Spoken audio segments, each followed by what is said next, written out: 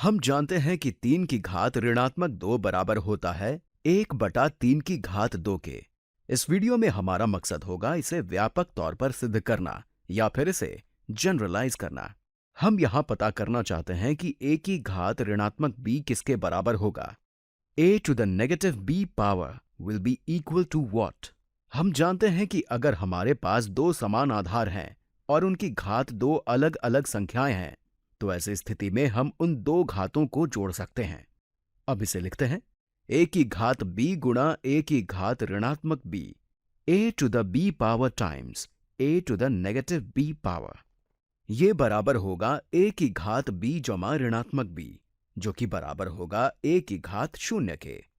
जब तक a शून्य नहीं होता है तब तक ये बराबर होगा 1 के।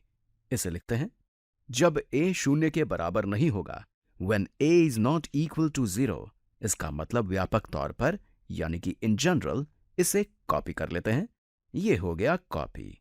तो a की घात b गुणा a की घात ऋणात्मक b होगा, ये हो गया पेस्ट। ये बराबर होगा 1 के। This will be equal to 1। तो अब अगर हम पता करना चाहते हैं कि a की घात ऋणात्मक b क्या होगा, उसके लिए हम दोनों पक्षों को a की घात b से विभाजित करते हैं।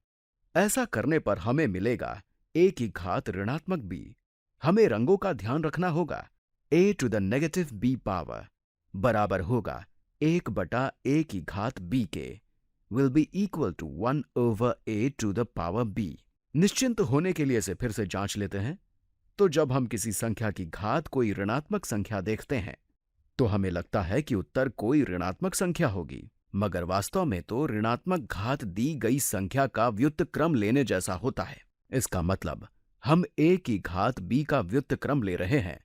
अगर हम इसे सही मानते हैं तो हमें सभी पुराने गुणधर्मों को भी सही मानना होगा। हम इसे सही साबित करना चाहते हैं तो a की घात b को बराबर होना होगा 1/a की घात b के। हम किसी अन्य वीडियो में देखेंगे कि क्यों एक ऋणात्मक घातांक को इस तरह से परिभाषित किया जाता है। फिलहाल तो हमने देख लिया है कि ये किसी भी शून्येतर यानी नॉन जीरो a के लिए और किसी भी b के लिए। चलिए इस सब को ठीक से समझने के लिए कुछ प्रश्न करते हैं। तो अगर हमें दिया है 5 की घात, रुकिए हम कोई दूसरा रंग ले लेते हैं। अरे हमें तो दूसरा रंग लेना था। अगर हमारे पास 5 की घात 3, हम जानते हैं कि ये 5 गुणा 5 गुणा 5 होगा और ये बराबर होता है 125 के। तो अब 5 की घात ऋणात्मक 3 क्या होगा? मैं चाहूंगा कि आप वीडियो को कुछ देर के लिए रोकें और इसे खुद से हल करने की कोशिश करें। यहां पर दी गई इस जानकारी का प्रयोग करें। 5 की घात ऋणात्मक 3 किसके बराबर होगा? मुझे लगता है आपने कोशिश कर ली है। तो ये बराबर होगा 1/5 की घात धनात्मक 3 के और ये बराबर होगा 1/125 के। ये काफी रोचक है।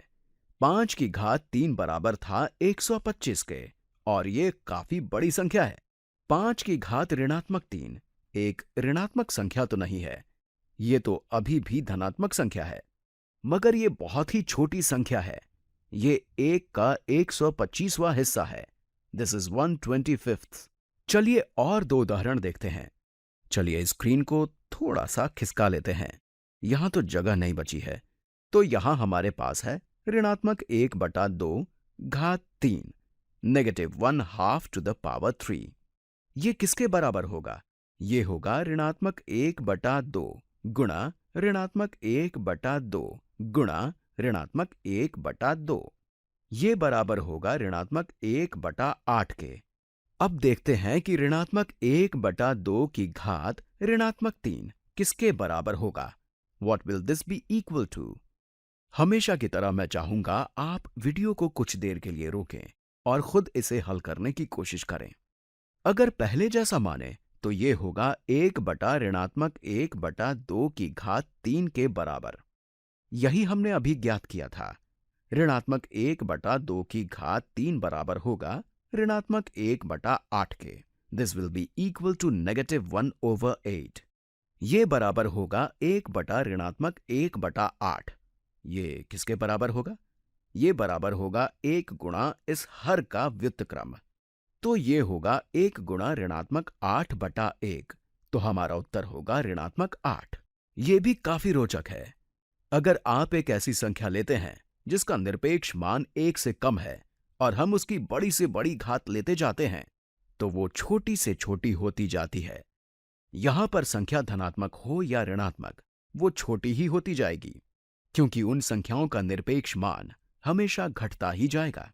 मगर जब हम इसे एक ऋणात्मक घात से बढ़ाते हैं, तो ऐसी स्थिति में इसका निरपेक्ष मान बढ़ता ही जाएगा। ऐसा इसलिए क्योंकि हम यहां पर इसका व्युत्क्रम ले रहे हैं। यहां पर याद रखने वाली बात यह है कि हमें इस ऋणात्मक को गुणन के समय प्रयोग में नहीं लाना है। इस वाले ऋणात्मक से हमारे उत्तर के धनात्मक या ऋणात्मक होने पर कोई फर्क नहीं पड़ता है। यहां पर ऋणात्मक 1/8 मिला और यहां पर ऋणात्मक 8 मिला। इस ऋणात्मक से केवल हमारे उत्तर का परिमाण बदलेगा। यहां पर यह ऋणात्मक 1/8 था और जब घात ऋणात्मक 3 लिया तो हमें इसका व्युत्क्रम मिला ऋणात्मक 8।